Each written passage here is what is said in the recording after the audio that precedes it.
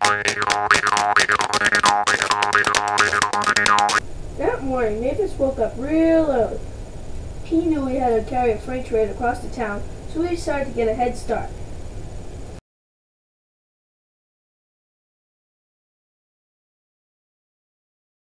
To start his day, he had to go around the bend.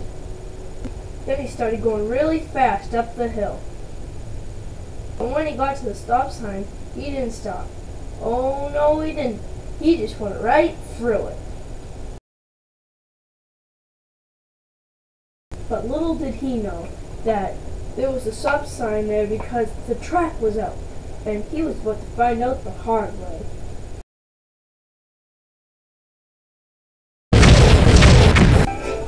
And so, on this day, Mavis died.